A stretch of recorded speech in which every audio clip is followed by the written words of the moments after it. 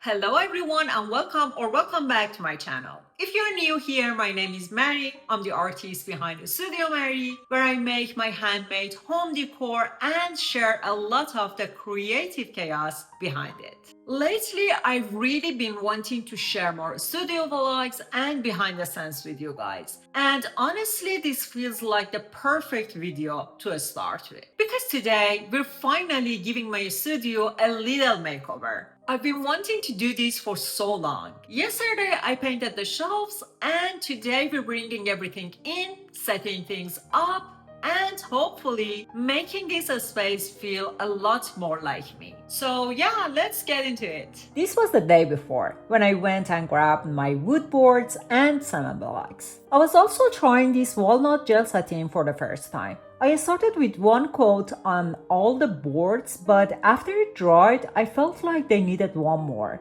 You can actually see the difference between one coat and two coats here. I definitely like the two coat version better. If you've ever used this gel satin or you have any tips, let me know in the comments. I'd love to hear what you think. Then I laid two of the wood boards on the floor and started putting the cement blocks in place to build my shelf. I thought it would be a good idea to have the boards underneath so all that weights wouldn't be sitting directly on the floor. So I just realized I have two more wood boards left because I wanted to make it 5 shelves, but honestly I think 4 is enough. And I also have 6 more concrete blocks left too. So now I'm thinking to turn them into a desk for the studio. It matches the shelves behind me. I feel like that could actually look really cool. Okay, let's see how it goes. I already had this little shelf that I made a while ago with smaller cement blocks and wood boards. I decided to bring it over and put it right next to the new one. And of course, there's Leo, the official quality control manager. He's always supervising the project and making sure everything is up to a standard. Remember when I said I wanted to make a concrete table too? Well, I changed my mind. I felt like it was making the space a little too heavy with all the concrete and wood, so I decided to keep my old table instead. I sewed a simple tablecloth for it, and you'll see how it turned out later in the video. I honestly love how it looks. Now it's time for the final touches. I don't really decorate that much. I mostly just fill the shelves with my finished projects.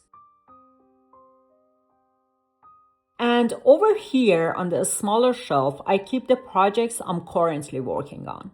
And here's the tablecloth I told you about. The fabric only cost me $4, which I think was a pretty good deal. There's one thing I should tell you though. My original plan was remove the ceiling fan and make my own light.